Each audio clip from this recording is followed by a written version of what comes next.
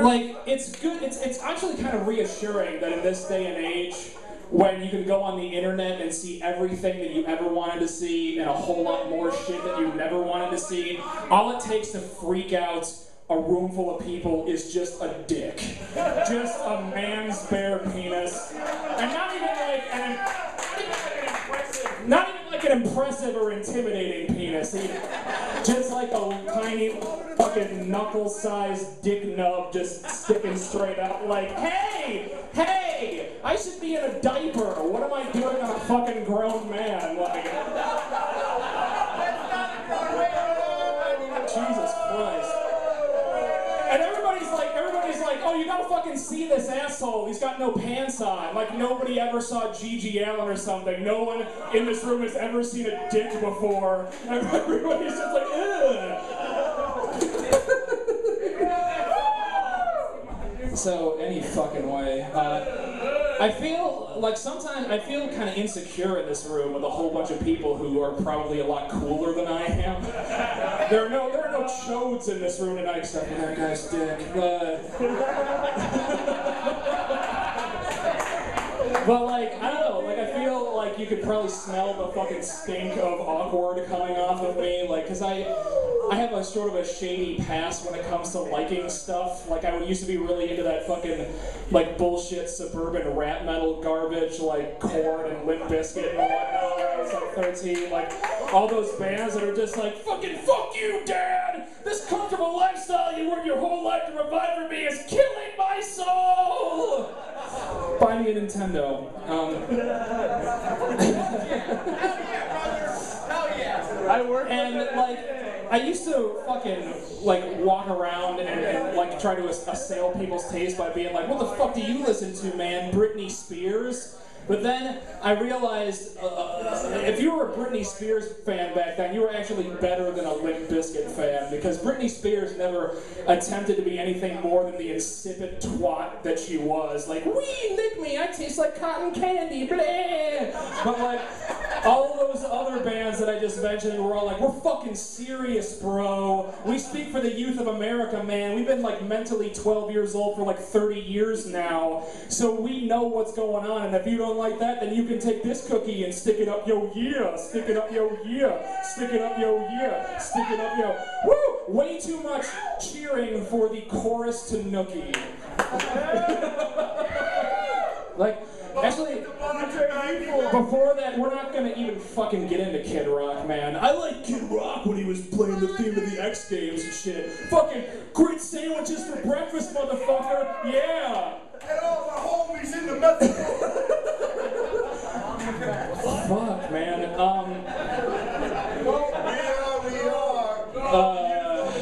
Moving on. Jesus fucking Christ. But like, I also, to go along with the rap metal, I wore the giant fucking wide leg Janko jeans and shit with the extra large pockets to carry all my angst. And like, they were gonna sell liquor from okay, apparently it's good to steal liquor from, what did you say, children's parties? From Josh? Cities. I got it! Josh parties! But like, I remember the day that I stopped wearing those fucking pieces of shit. Like, I was sitting at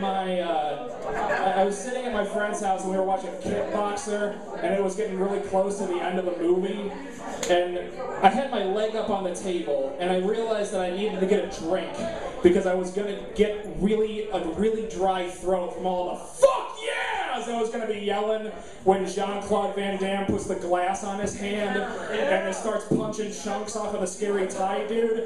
So I went to get a drink, and I'm doing comedy at you. This isn't a participatory thing. I went to get a drink, and I moved my leg off of the table, and I noticed that it was heavier than a leg should be. So I shook out my leg, and I just hear, "Weird!" and my friend's cat flew out of my pants. A fucking cat fell asleep in my pants, and I had no idea. That's how gigantic my fucking ridiculous ass pants were. And that is how I knew. That's when I realized man, adults are right. These things are fucking stupid. And then I stopped wearing them. Soon thereafter, this microphone kind of sucks ass too. Soon thereafter, I never used a microphone where you actually had to pull the thing out of the socket to make it work. This is kind of odd. Oh god, I'll hold it like a flute or something. So like, I got into death metal when I was in high school. Fuck yeah, man. And it was pretty cool, but it did sort of negatively. Slayer's thrash, you asshole. That's not. So you mean like Limp Bizkit kind of stuff? No, clearly not.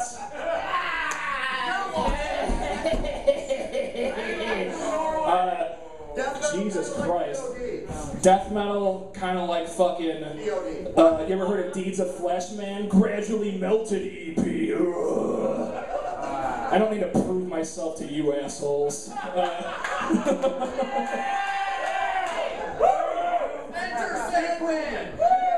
Stop. Okay, yeah.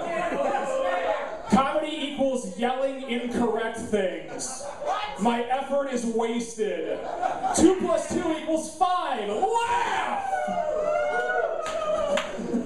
USA! But then the death metal thing it was pretty cool for listening to, but it did like negatively impact my dating life. Because like the most romantic band that I listened to back then was Cannibal Corpse. And I don't care how fucking smooth you are, you're never gonna seduce a young lady with a song called Meat Hook Sodomy, right? Like, I don't care if you're fucking D'Angelo and you're doing another one of your naked slow jams and you call it Untitled 2, parentheses, Meat Hook Sodomy, and it goes, I lay it down on the sheets and then I pull out my meat hook and then I put it inside. Like, even the most adventurous lover would have to be like, that sounds fucking unsafe.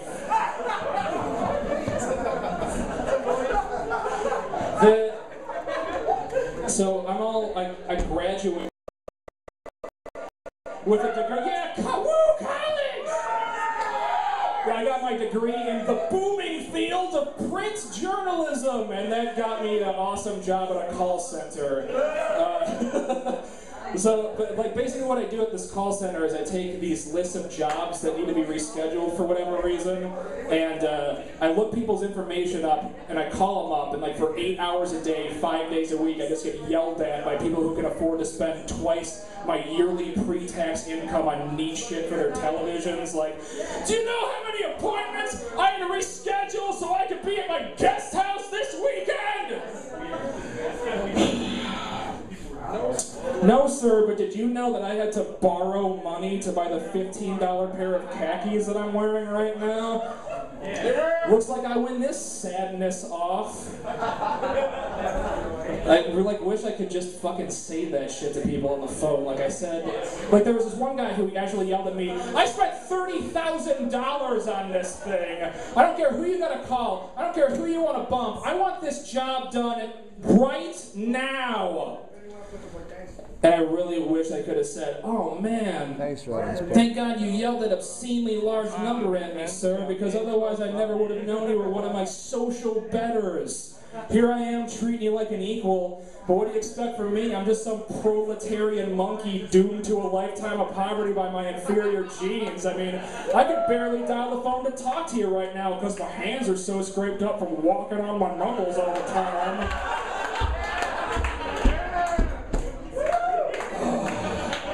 The best call that I ever made, though, the best one ever, was this. I called up this old lady who was like, how dare you try to reschedule my appointment? I survived the Holocaust.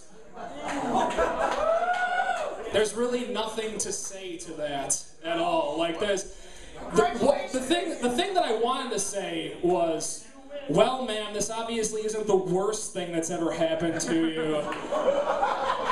So you might want to take it down several notches. Because I don't really care how bad the customer service is anywhere. It is never appropriate to bring up the Holocaust during any kind of retail transaction, because it implies an equivalence that isn't really there. Like, oh, the Nazis were bad news, Junior, but their trains ran on time.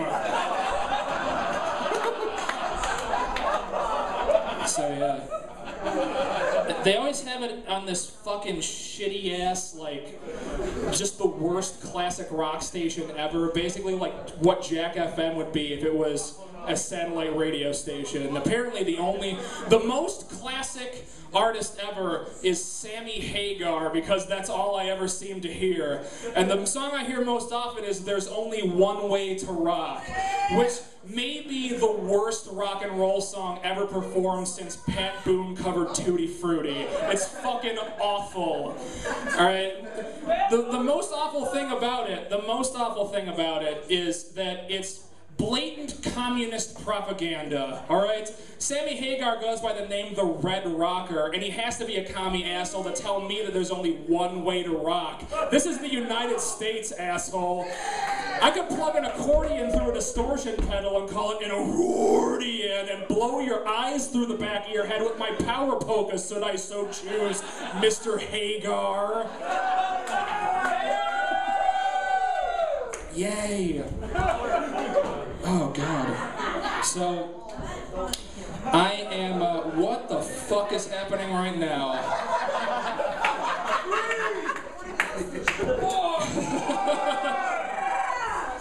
5, 6, 7, 8, 9. She could go on forever with this. She's very fit. Yes, 10. Clap for this young lady who has the power, the stomach, the core strength to do 10 whole crunches while someone's trying to perform. Yay! Step all over my art. So, anyway, I was driving by a Dunkin' Donuts in North Tonawanda. This is the last one, people who don't appreciate me, so... I was driving by a Dunkin' Donuts in North Tonawanda, and they had a sign up, you know, those signs where you put up the individual letters and shit. They had the sign that said, now serving lunch. But the person who put up the sign put the G in lunch, put the G in serving closer to lunch than it was to serving. So instead of now serving lunch, it said, now serving glunch! Which I think would be an awesome addition to the American eating timetable. Just breakfast, lunch, glunch, dinner. Now, welcome to Dunkin' Donuts, the home of glunch. Today's glunch special is our Big Bubba Belly Buster. That's sausage, bacon, egg, bacon, cheese, bacon, and a burger between 2 Boston cream donuts. Then we deep fry that son of a bitch and serve it to you with a side bucket of ranch dressing for dipping or for drinking or a little bit of both. And please always remember that if glunch is found by a reputable physician to be the direct cause of one of your heart attacks, then you win a free t-shirt that says, "Who shit my pants?" It's glunch. Happy glunch. I'm Eric Lingenfelter. You've been a difficult audience.